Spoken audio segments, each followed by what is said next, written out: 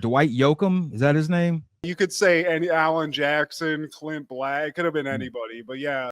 And Clarissa, you know her really well. You really understand her.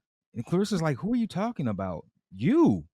Me? Oh, you're not talking about Stacy with the fake leg? I thought that's who you were talking about. And Arliss is like, hey, is this new carpeting? Nice. Is it dry too?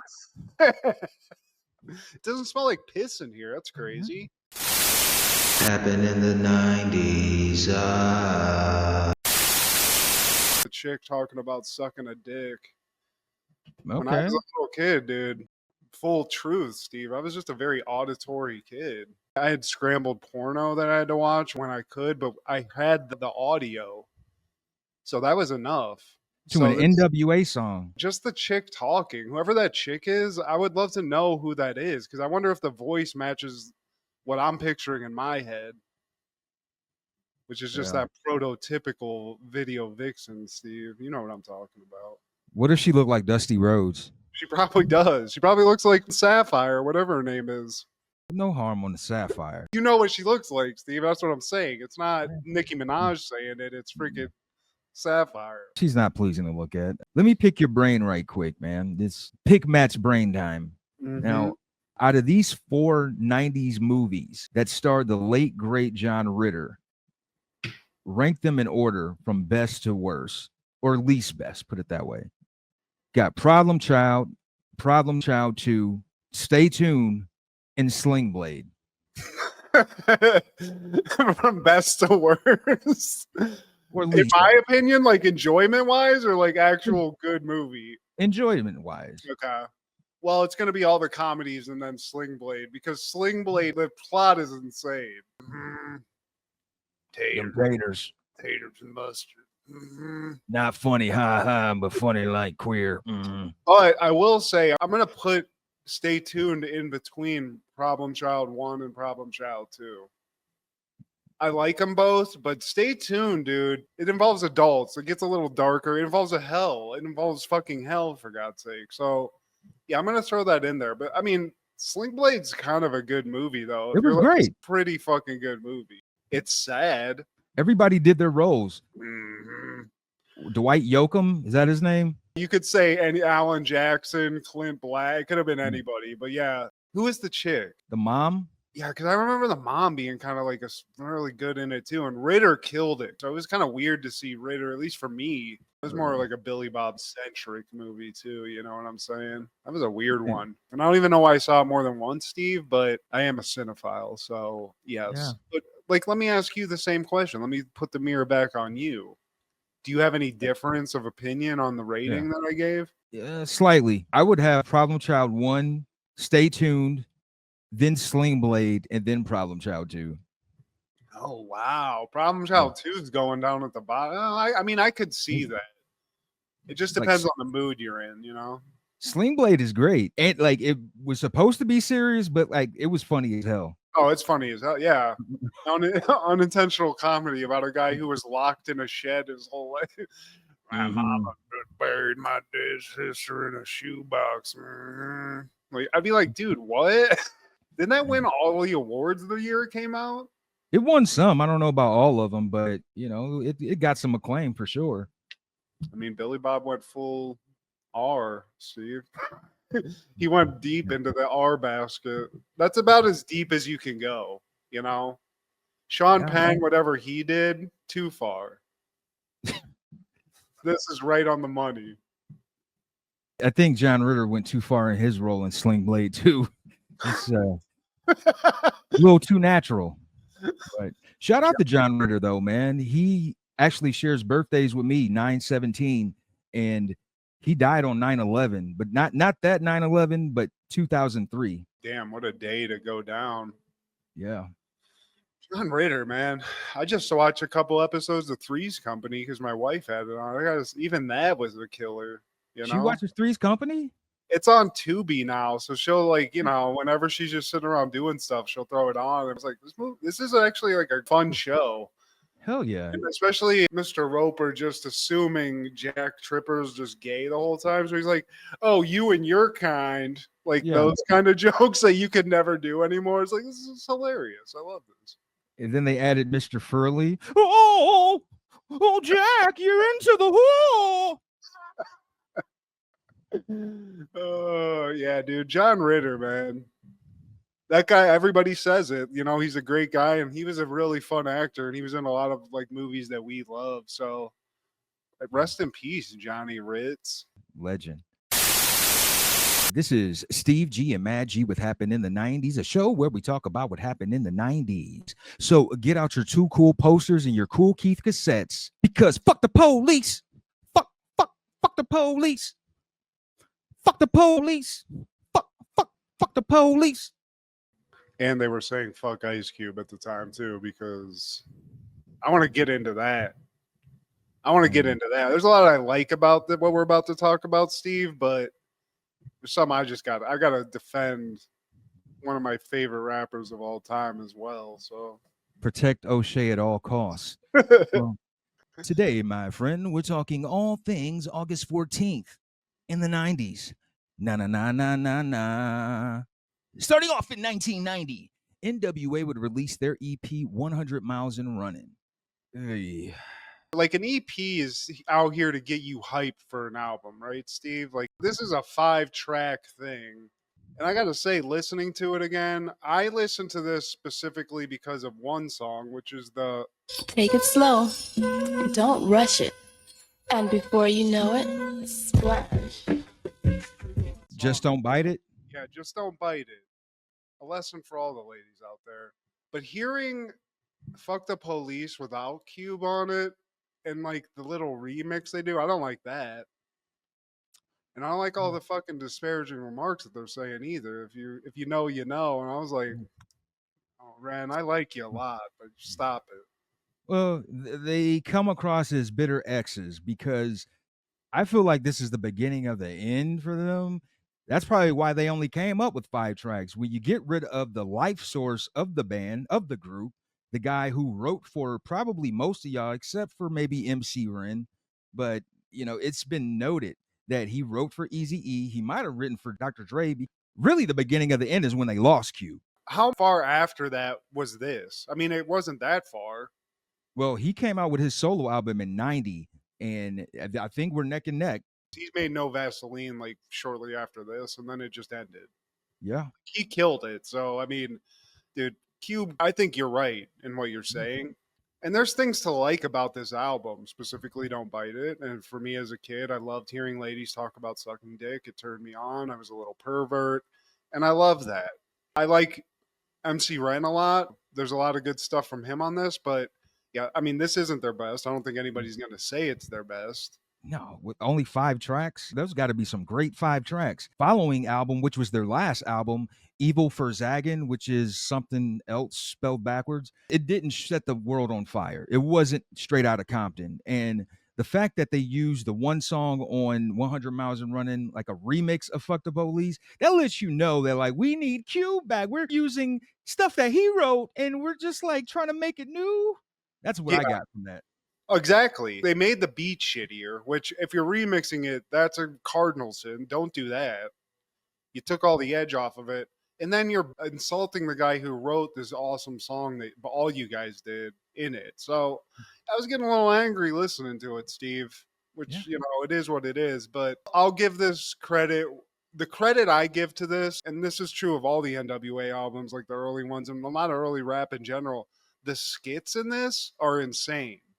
The little like act outs they do, Don't Bite It specifically, but even the ones with like the cops and shit, it's like, man, this shit is fucking crazy as fuck. Even further proves our point. You use 5 tracks, and even with the 5 tracks, you couldn't give us straight music. You still, within those 5 tracks, you had to rely on skits. Well, and also the 5th track is literally just an ad. If you read the name of the track, it's something like advertisement or something like that, because they're just like, buy the album, y'all. Yeah. And they'll say some slick shit and they're like, go back and forth. But I was just like, man, because, I'll bring them up sometimes, and I listen to music off YouTube. It'll be like a fucky album. Somebody will upload some bullshit and it's not complete. But then I was like going back, I was like, I think there's only 5 fucking songs in this. And sure enough, Steve, but Don't Bite It, I'll take that one all day.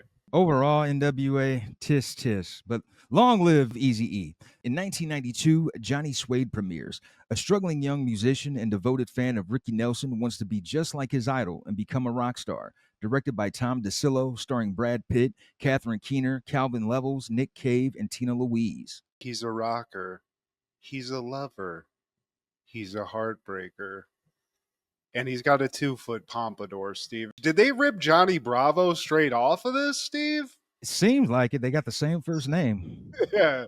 This isn't my favorite Brad Pitt movie by far. He had made 2 movies before this, so this is a very early one. You're seeing those little Brad Pitt flares that he has, his little acting tricks. And basically it's just him going around fucking chicks. Steve. I mean, he's getting laid. He's kind of dumb. He's a dimwit, I feel like. He sounds dumb. This is still Brad just happy to have roles. Handsome Brad. They're like, dude, you look great. Can you act? And he's like, I'll figure it out. Yeah, a check is a check to Brad in 1992. And it does have Tina Louise, Ginger from Gilligan's Island, and she was sexy in this movie. I didn't realize that. Yeah, she plays the first girlfriend's mom, I believe. Tom DeCillo, the director, he's the same guy that directed Living in Oblivion. Oh, really? That school movie that we all had to watch in film. And Catherine Keener, maybe that's his muse because she was in Living in Oblivion. Yeah, you're right. This probably is his muse. Samuel L. Jackson is also in this, Steve. I don't know if you remember that. I forgot. Yes, he is, man. Like, he was everywhere. I'm convinced there's a Samuel L. Jackson factory where they're just cloning this man. How are you doing this in the 90s? You'll watch movies that, they're old, and you'll go through them that you love. Because he's like in Goodfellas and shit, too. He's just like in everything. It's like, hey, we need Sam Jackson for 5 seconds just to guarantee this movie's going to succeed. True Romance. Yep. 5 seconds. And it's some of the best 5 seconds. They gave him one line and he annihilated it. I say that to this day, man. Oh, I do too. I mean, it was a shared joke, and it's just gone into my adult life. It's just something I say every once in a while.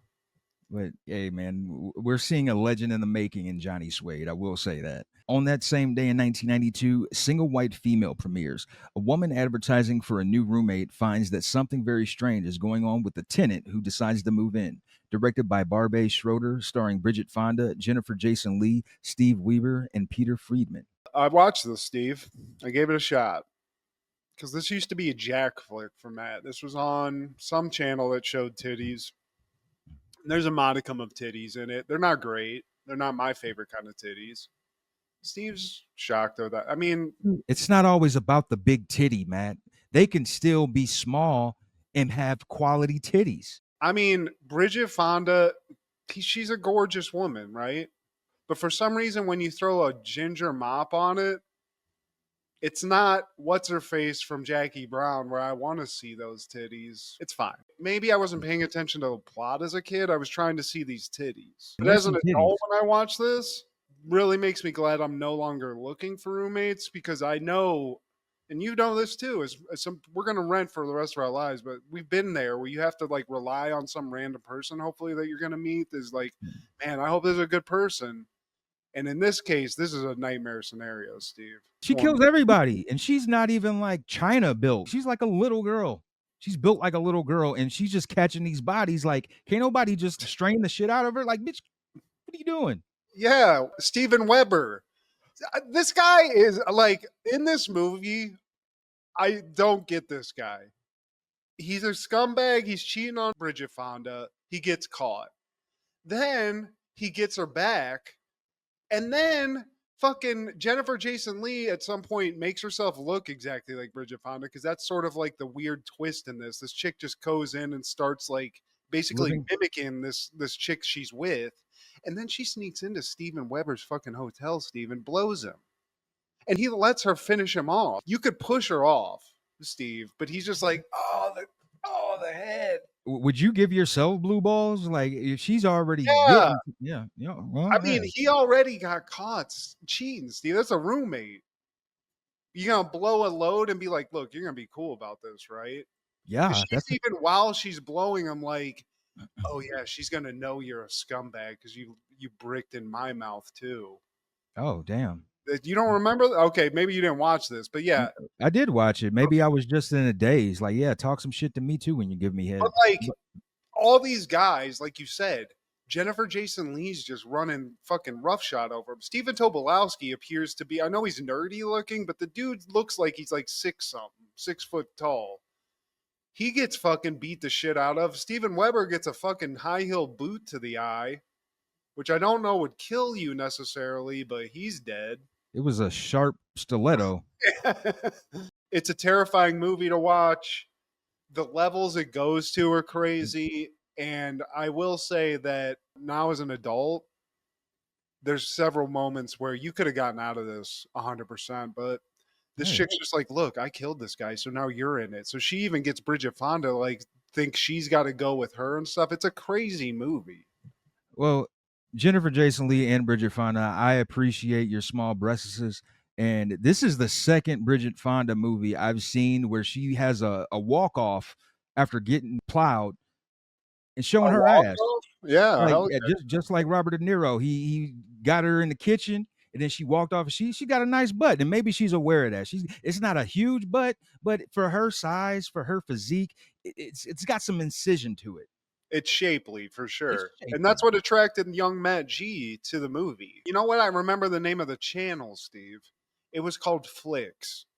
So if you had Flicks in Northwest Ohio in the late 90s, you were seeing some titties after 10 o'clock.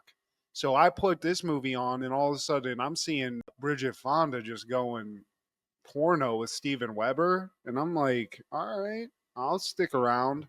But as an adult, I'm watching this, and I'm like, look, you got to kick this bitch out immediately.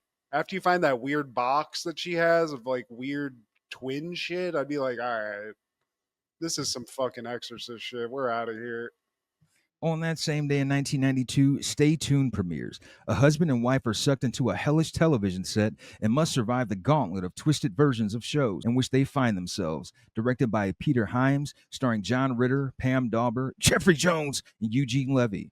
Yeah, that's a tough one to overcome. That might be why this movie isn't more widely known, is because any movie that Jeffrey Jones was in, it's like he's in a lot of good ones. So they're like, well, we'll allow Beetlejuice, but Stay Tuned. Wasn't he in Ferris Bueller too? Yeah, he's in a lot of hitters, Steve. Who is he in this? Who is Jeffrey Jones in this? He's Satan. Oh, yeah, okay. Well, there you go. That's actually more apropos. I didn't rewatch this, so I forgot that part of it. But, well, that actually makes more sense. They should actually air this because they're like, look, he was telling you, he was right out in front. You know? Yeah, man. And he liked the role so much, he continued method acting. It's like, dude, the movie's over. It's been released. It's on VHS. You can stop doing. Oh no, this isn't an act. All right, Jeff, you're not Satan, bud. I always thought that this movie. I don't know if you watched Rick and Morty, but they had like a bit in that show where they went through different alternate time realities to see what their TV was like, and it was kind of like this, where it was like warped versions of what we watch. Yeah, and that's where this movie excels. It's cartoonish. It's that level of like writing where you don't really need to explain too much. It's like, yeah, the devil, he's got a cable box, this, that, and the other, and they get sucked in. But I mean, I feel like this was pulled off. This could have been a shit show of a movie, but this is enjoyable in all respects. Especially if you're into pop culture, because it has several references throughout. Some of my favorite ones are Three Men and Rosemary's Baby, sadistic hidden videos, Underworld Wrestling League, 30-something to Life, The Silencer of the Lambs, Meet the Mansons. It's got some great references. Golden Ghouls. Remember that movie UHF that Weird Al Yankovic did? It had elements of that. Like they did the same thing. They played on these like big products and made them weird. In that case, stupid. In this case, evil. Beverly Hills 90666 as well, Steve. That was one that I loved. But who directed this? Peter Hyams. Peter Hyams. What else has Peter Hyams directed? Because I feel like this guy is one of those like little known dudes, and he's actually got a catalog of movies that you don't realize that this guy's a legend. I knew this name. He directed the Arnold Schwarzenegger Devil classic, and maybe this guy's a Satanist because all of his movies are devil movies. He directed that End of Days movie too. I always got this movie from the library, so This was something that was in like heavy rotation in my house. I would rent it a lot, Yeah. but I don't know, man. I don't think this was a very popular. This didn't like do a lot. Like I feel like maybe it became a hit on home video release, but I don't think this is a very successful movie otherwise. And it came out 2 weeks after Mom and Dad Saved the World, or maybe 3 weeks, which also starred Jeffrey Jones. I always confuse that with this one. It's very similar. Maybe there's not a devil aspect to it. I think it did get lost in the sauce with that. In the 90s, like what was like a regular release in the 90s for movies? Like if it didn't catch, like it was out within like 3 weeks, I feel like. Nowadays they just go straight to streaming, but I also enjoyed at the end where John Ritter's dressed like Prince, because at that point I think he's stuck in like a music video, and Salt and Pepper, the real Salt and Pepper, they're there, and he pops up dressed like Prince from the early 90s era. He's got the head wrap and the matching like yellow outfit. Hell yeah, dude. Ritter, this is like an unsung movie. We need to get the word out on this one. And we are.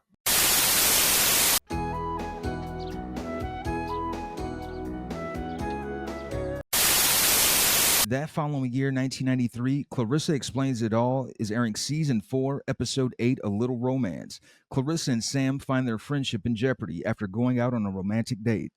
It was going to get weird. See, it was only a matter of time before a relationship between a girl and a guy who comes up into a room from a ladder outside.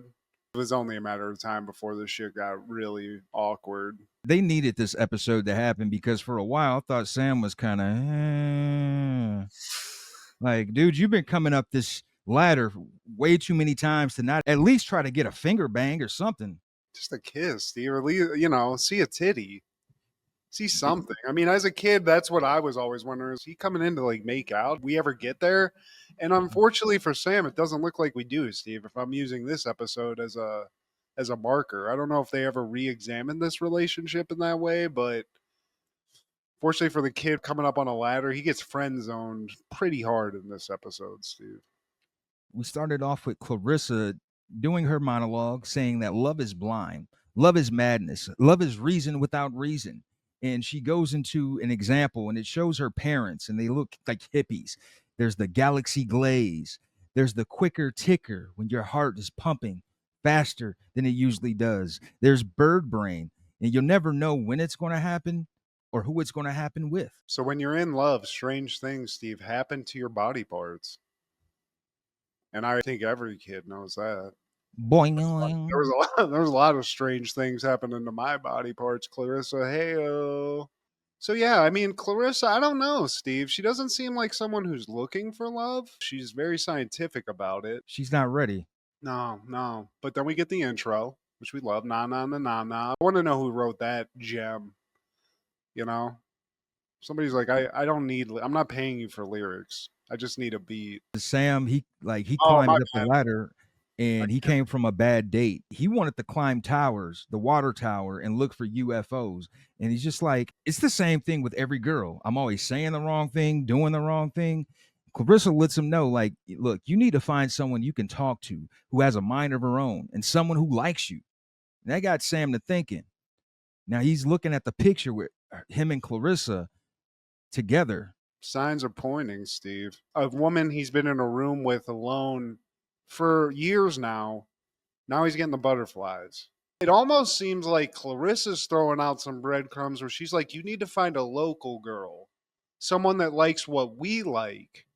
I was like, maybe she's trying to get a little Sam here, but then we cut to the kitchen. So the seeds have been planted, Steve. There's some weirdness already, but it hasn't gone full nuclear weird yet. So now we're in the kitchen. Dad, darling. I don't forget what his actual name is. Marshall. Marshall's nursing a broken foot, Steve. He's some sort of an architect or general contractor, but there was some sort of a disaster while he was overseeing a construction of the Frightful Tower. Frightful Tower, yeah. Which I believe is an Eiffel Tower made of French fries, which structurally speaking, I'm not sure if that's ever going to stand up, but whatever happened, he's got a fucked up foot. They're setting up a B story here where it's almost like Rear Window, that Alfred Hitchcock thing, where him and Fergwad are starting to look out the window, maybe do a little bit of spying on the neighbors, and come into some weird conclusions here. That last night, there was some sort of fight between The Sopersteins. the Sopersteins. So they're like, I don't know. I don't see Miss Soperstein anywhere. So they think there's some shenanigans. But Clarissa's like, look, guys, I'd love to hang out here. I got a life, so I'm going to head out. I guess we fast forward to back to Clarissa's room because Sam comes in again and they're going to university to see a flight simulator, but he sprung off Clarissa. And he's acting weird, Steve. He's like, yeah. He just keeps getting lost in thought, staring at her. She's brushing her hair. She's trying on clothes. And he's like, wait, what were you saying? She's like, Are why you okay? Yeah. Are you sick? He's locked in.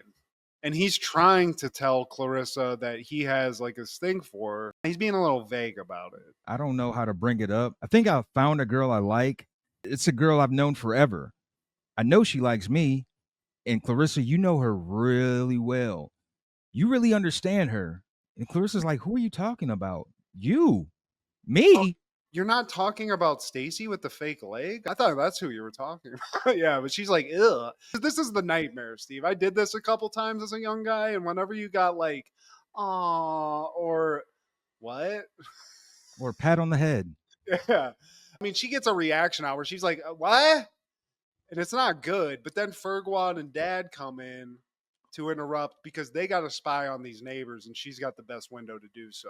But she kicks them out. They kind of like are there for a few minutes, but she's just kind of avoiding talking about it, Steve. She's like, let's go to the flight simulator. I mean, if you're trying to get laid, Steve, like, I mean, she does let him know, like, I'm not the right girl for you. And like, what would happen if it doesn't work out? Then we could never be friends again. It'll be weird because I'm me, you're you, and that's not us. But Sam's like, nah, it doesn't have to be that way. Because I've been looking at those titties and they looking pretty nice right now. So he won't take no for an answer. I'll get you, bitch. And he's like, why don't we just go out on a date and see what happens? And then he takes off on the ladder and she daydreams about them going on a date at an Italian restaurant, Lady and Tramp style. Mamma mia! Right behind him somewhere. Mi amor. When we cut back out of that daydream, she said they went out. It was good. It was bad. It was ugly. Shit got weird, Steve. Not at first, though. They went to a movie. This is typical Sam and Clarissa. Great time. Then they go to a restaurant. Sam tries to do a little arm over the shoulder thing. She's not feeling that. The vibe's killed. But somehow Sam gets a kiss at the end of it. But that's where it gets gross, Steve. It was an awkward goodnight kiss. And Clarissa's like, there were no fireworks, no bells ringing. Lightning didn't even strike, not once. She doesn't even know if she has those kind of feelings for Sam. But she's questioning it. She's like, I don't know if I like him or I like him. She also wonders, why can't Sam just be like one of those British dudes on PBS? They'd never lose control, Steve. And then we get like a weird PBS dream sequence where they're in like Downtown Abbey talking about like, oh, my heart's aflutter with your love and this crumpet's delicious like the kiss that you just gave me. It's very melodramatic. Samuel, you're such a rake. I feel a stirring too. I have a yearning. That's better than a longing. It's very well done, Steve, but maybe that crumpet, it was bad because both of their stomachs are turning. But then we come out of it because Sam's ladder hits that windowsill and sends Clarissa in a tizzy. Oh, you're with that fucking ladder. And I mean, say less, Clarissa. Don't run out of the fucking room, for fuck's sake. Shit's weird. Well, they're outside arguing, and she's like, I'm not mad. I'm just upset. Well, maybe I'm upset. I don't understand. I don't understand that you understand. And then Fergwad shows up. He starts to talk about the Sopersteins. And then Sam's just like, why don't you get the fuck out of here? Yeah, they both said that. And even Clarissa's like, whoa, he's yelling at my brother now, too? This shit's fucking really weird. That's my job. I'm the one. So it's not going well, Steve. And Fergwad gets caught in the middle. They both go off on him. And then Sam just pieces out. Are they even friends anymore at this point? And the family's having a meeting in the kitchen, coming up with all these theories about the Sopersteins, Ned and Edna. Ned, they think that he did away with Edna. They're just like watching him and they're like, he's alone. And I like the mom's like, well, why don't I just call and like see what the Yeah. fuck's up? And they're like, you can't do that. You fucking crazy? He's got a glove. He's got her gardening glove. Isn't that enough for you? That he killed her in the garden. Okay. Don't you see that shovel next to the shed? Yeah, and I do like also they're sitting there staring out a window, and finally, like, I guess the neighbor looks over and they all have to like duck under the sink, except for the mom who's like, "Hey, how you doing?" You know, I do like the mom points out. She's like, "Yeah, Marshall, you do have a tendency just to like blow shit out of proportion. Remember when you thought you saw William Shatner driving around town? Remember that? Yeah. Kind of like this." They're asking, like, where is Edna? She went on vacation. Yeah, long vacation.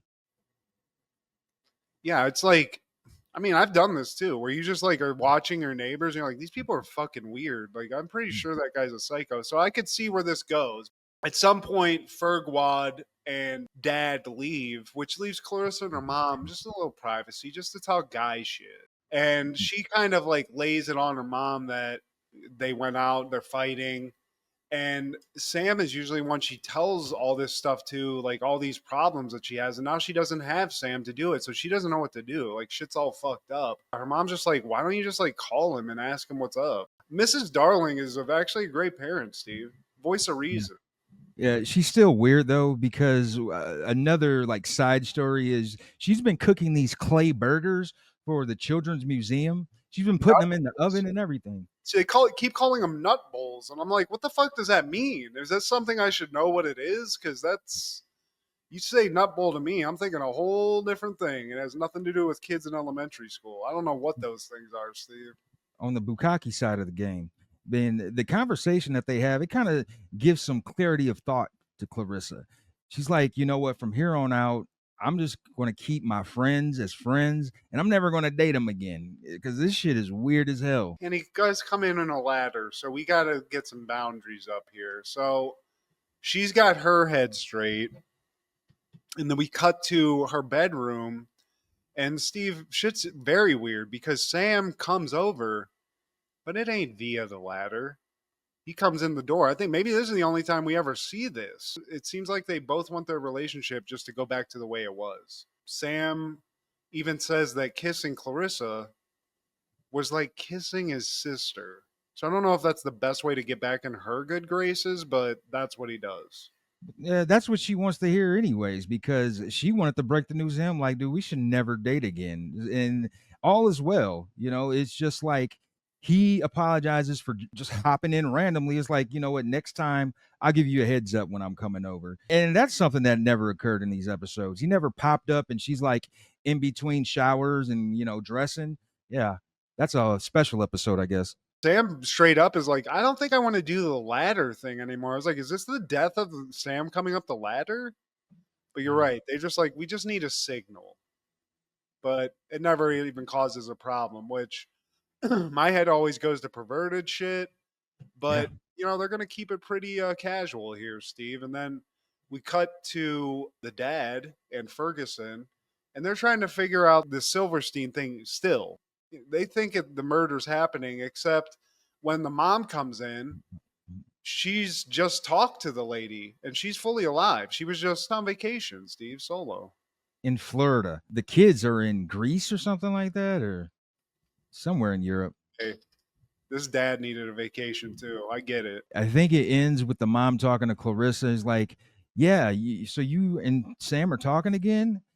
Yeah, I mean, after all, we're friends, aren't we? Aww. Well, it had to happen, Steve. You were right. It was coming for what, 4 seasons, I believe, and they finally they got a kiss, and it was just gross. Yeah, we've all been there.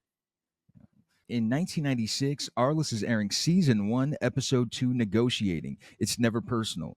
Arliss uses his new client, a rising high school basketball star, to settle an old score with an NBA team owner. Hilarity ensues. I love this. If you thought Arliss wasn't a great agent before this episode, which we're only 2 episodes in, but if you've watched Arliss and you're like, I don't know, man, This one solidified it. A couple of great cameos. And the beginning, Steve, this is one of the most audacious things I've ever seen. This guy, he's in a meeting. He's negotiating a contract with a Mr. Reinhold, I believe his name is. Reingold. Reingold, not Judge Reinhold's dad. And it's for this baseball guy. The owner of the team's like, look, he won one game. But Arliss is like, look, my guy needs $1 million raise because he's that good. But this owner's like, I'm good. He's going to get $750. That's it. Fuck $1 million raise. He ain't getting more than that. He's a chud. So Arliss pulls this fucking thing where he's like, he walks over. He's like, okay, say la vie. Let me go talk to my guy real quick. Talks to this Mexican baseball player who I think is playing like Game Gear or some shit while they're doing this negotiation. The guy goes over and signs a contract, Steve, and then takes a nice, really fat, hot piss all over the contract and the baseball team owner's desk, which that's outrageous.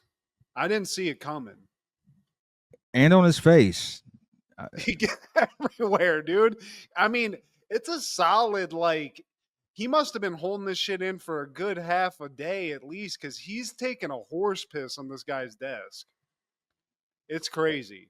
And Arliss is just sitting there like, oh. We see Brent Barry and Arliss, I guess that's one of his clients. He shows him like, hey, I got a national endorsement for you. And he shows him like these Ricky Waters nose pads.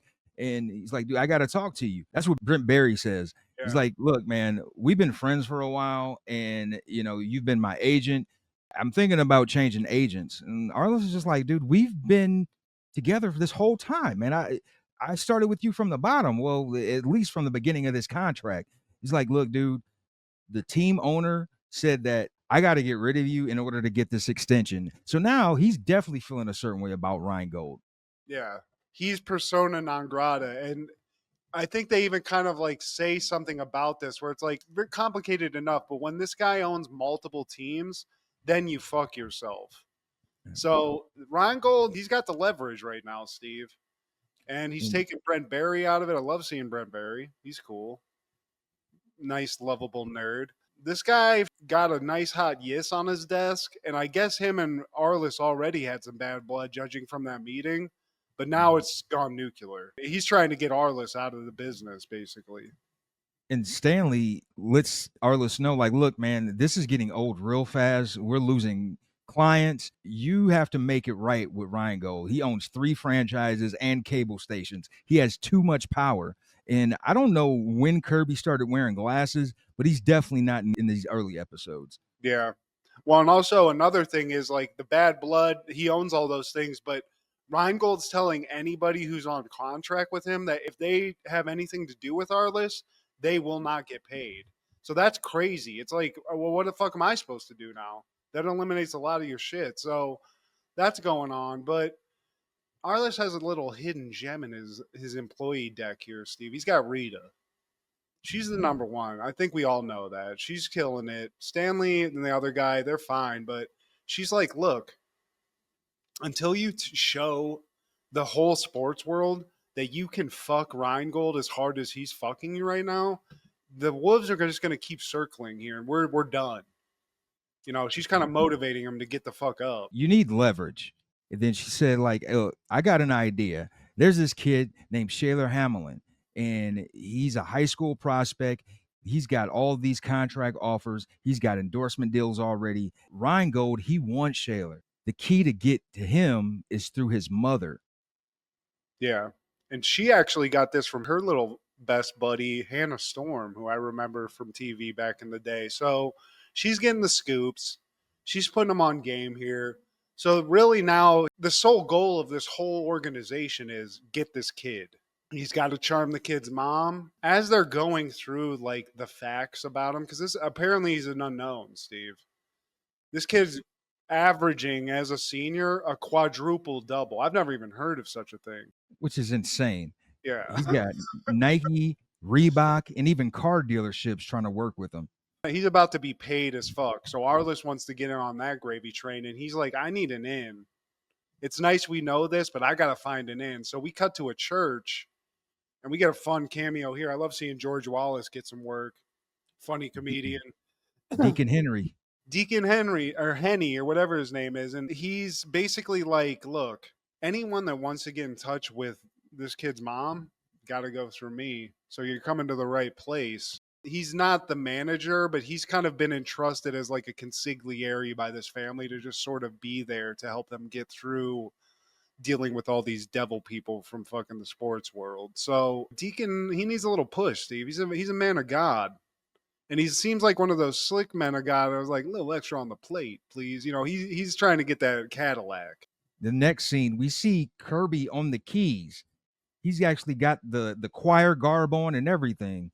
We find out that he's not even playing the piano. He's not even on the organ like that. From what I was guessing and watching this, I feel like they bought that organ, Steve. Like Arliss came, he got the church that new organ, and that's how they got that connect.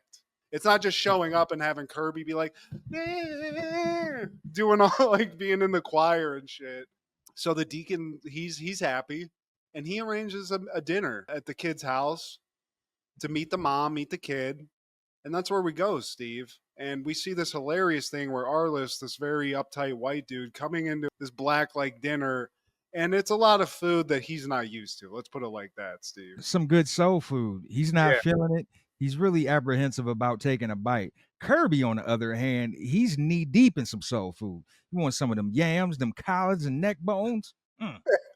He's loving it. We also see the kid.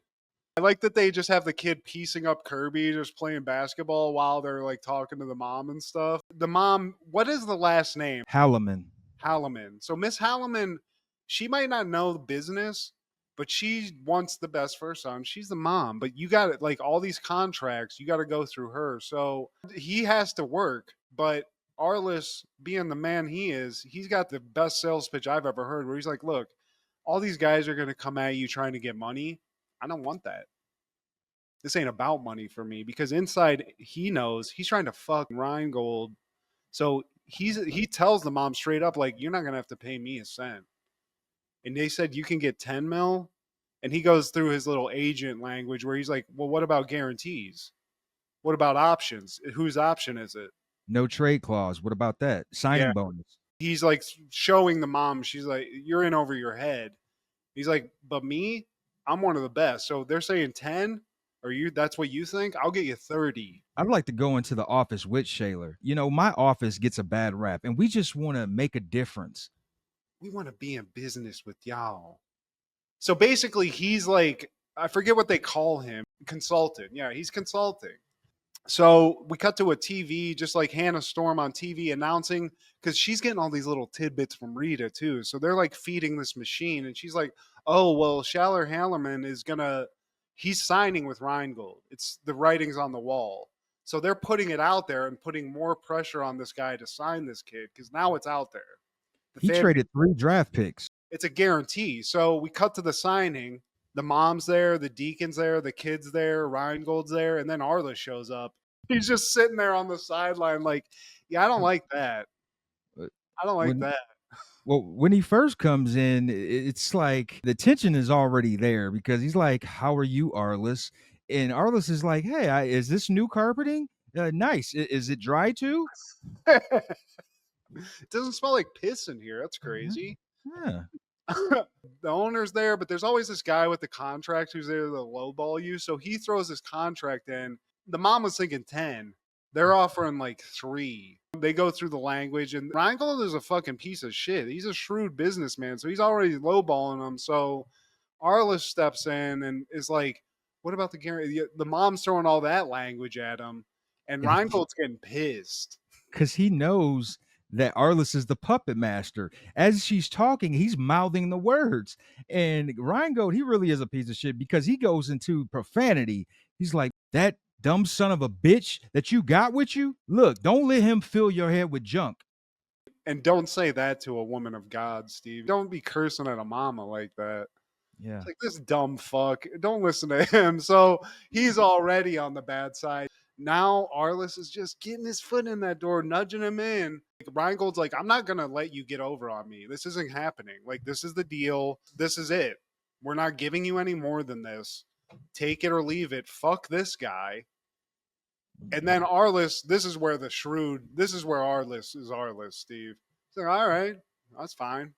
Hey, I'm going to put this contract in. I think it's from like an Italian team, right? He's like, Yeah. Mrs. Hallerman, like, is it okay if your son signs this document? And he signs it. And then it's like step by step. He's like, is it okay if I take this document and put it in the envelope and seal it and put a stamp on it? Yeah. And, you know, they keep going through it because it's a contract. He's like, we're going to walk out. We're leaving. If this is all you got, we're good. So they do all those like little theatrics and leave.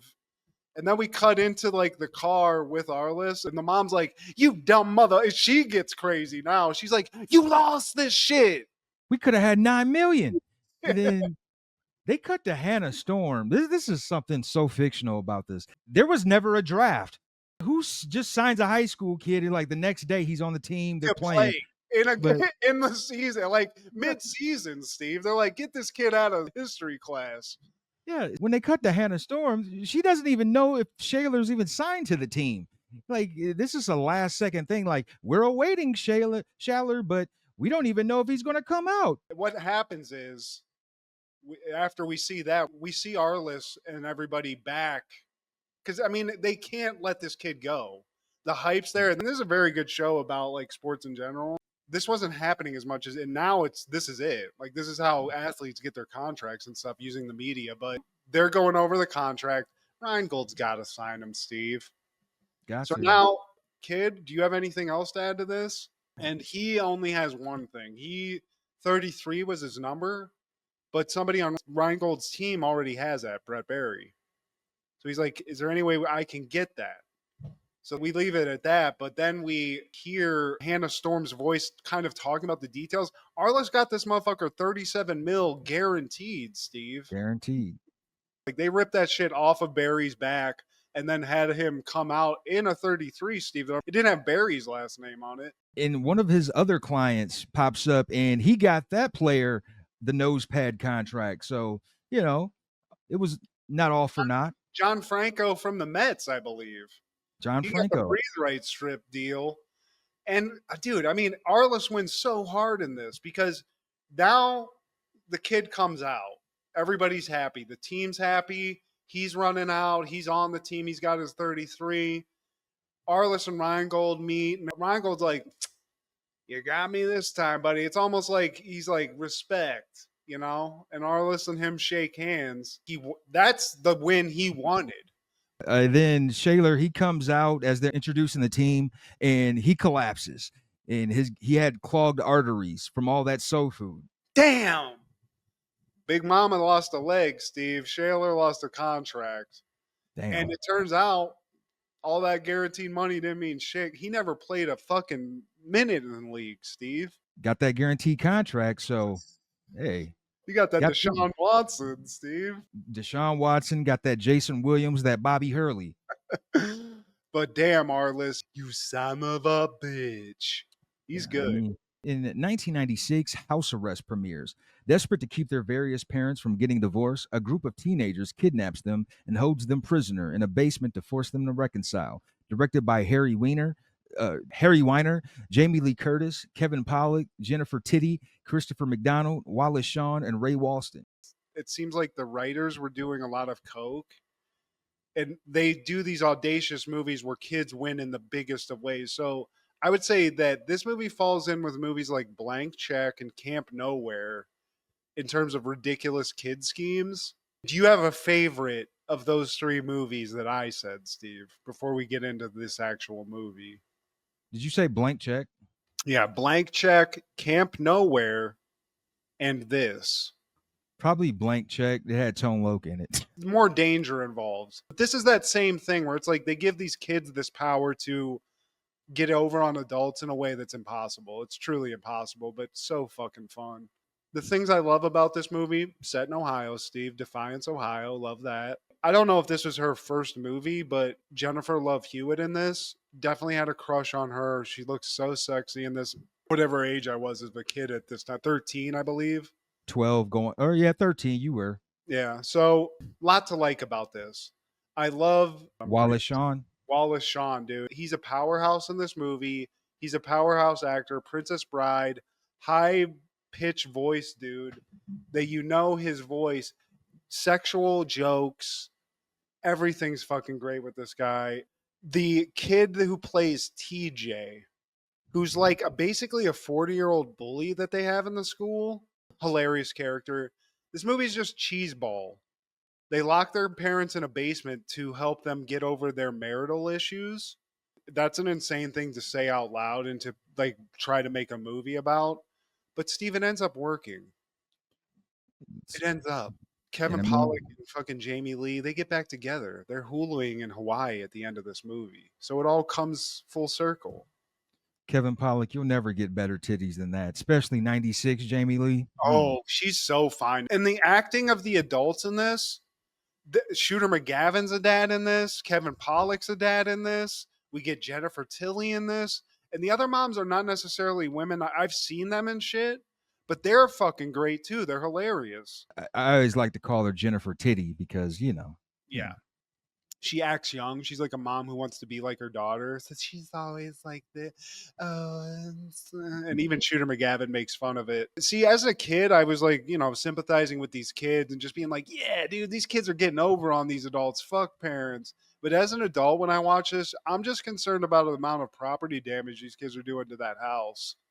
There's a lot of modifications they're making. Or they put a security door in the basement. They cut holes in the floors. They throw cupcakes everywhere. And there's a lot of funny moments where the main character, Grover, who's sort of like the mastermind of this, who gets all these other kids involved, gets overwhelmed by all the stress that he's in and just turns on some like punch dance music and punch dances his rage out and like rides a bike emotionally. And it's what I remember loving as a kid. It's stupid. It's dumb. It doesn't make any sense. But when you watch, it's like, this is the most cheesiest shit I've ever seen. And I'm here for it. In 1998, How Stella Got Her Groove Back premieres.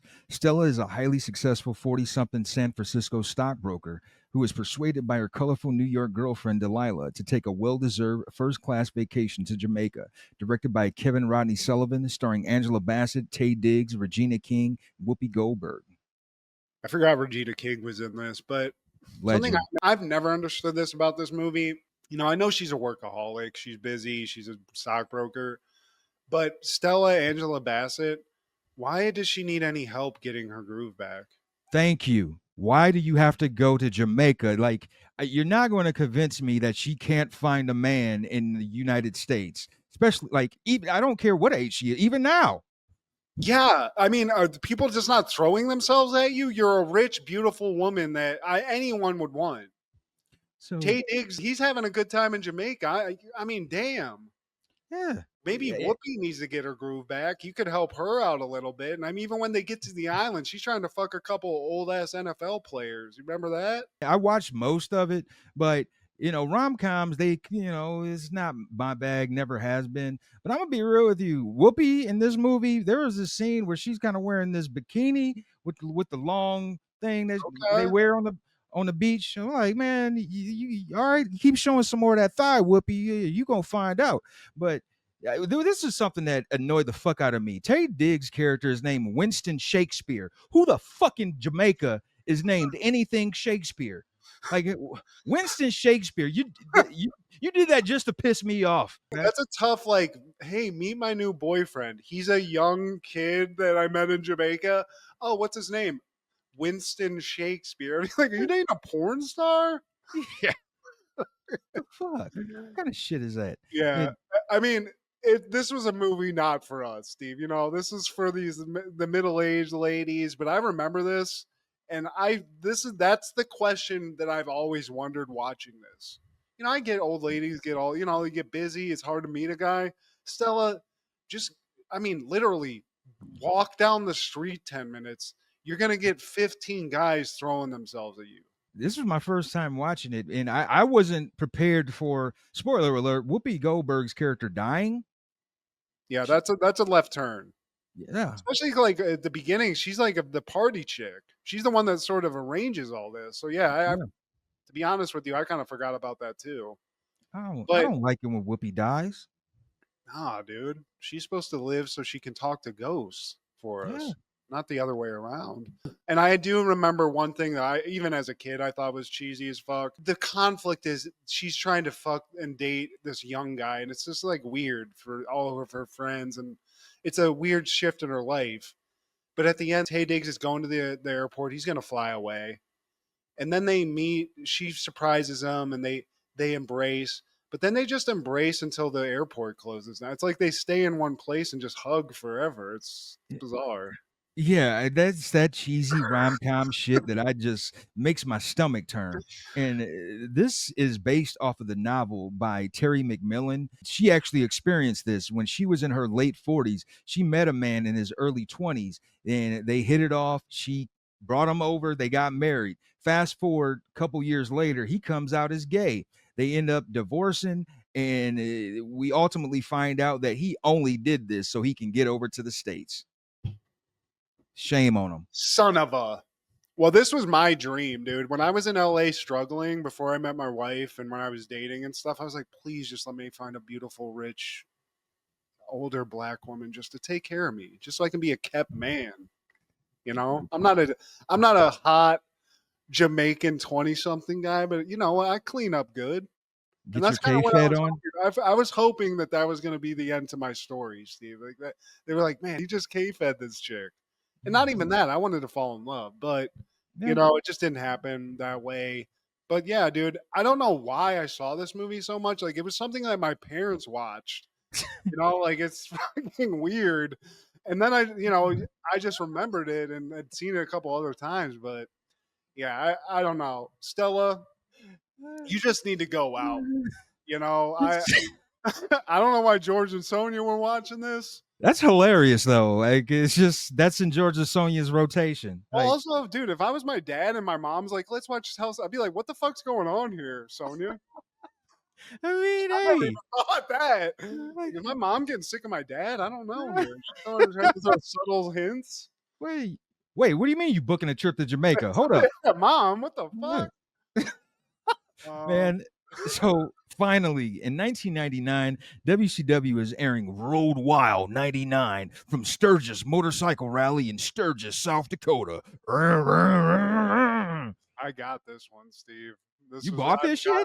Me and my dad got this paper. Me and my buddy used Cool. to trade off, and I remember getting this one. What a hop of shit.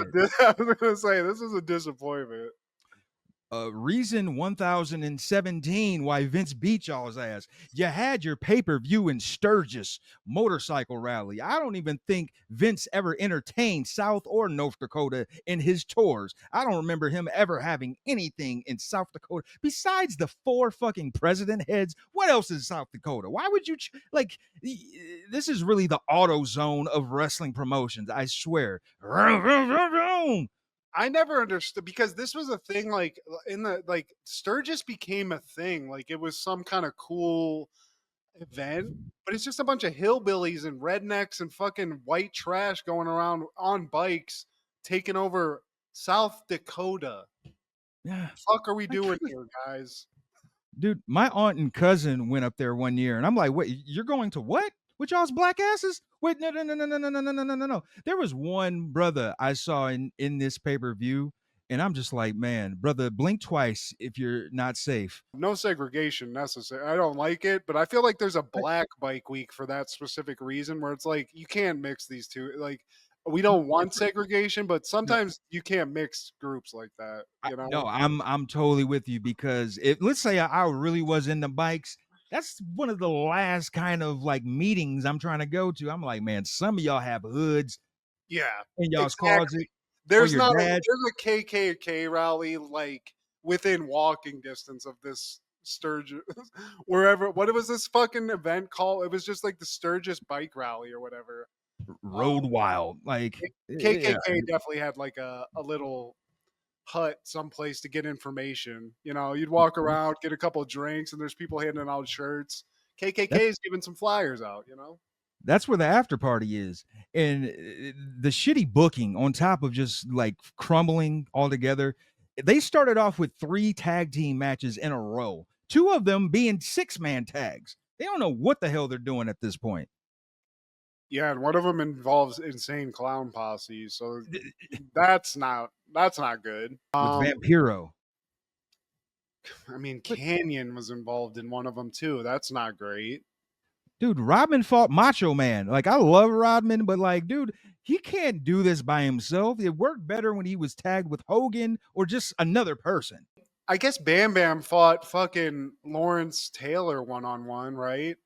But usually they're paired up with somebody just so you can watch some wrestling and not some fucking stiff ass. I mean, all credit to Rodman. He's an athlete. He's not a wrestler. There's a difference, man. So the only thing you're getting is like maybe a couple hammer fists.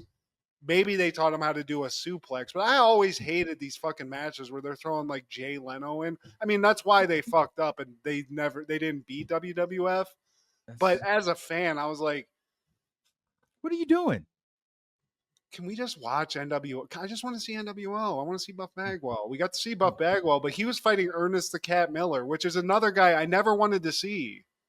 Yeah. Ernest the Cat, he couldn't wrestle either. You just kick and do his dance moves, man. The best match on the card was DDP versus Chris Benoit, and unfortunately, Chris Benoit won.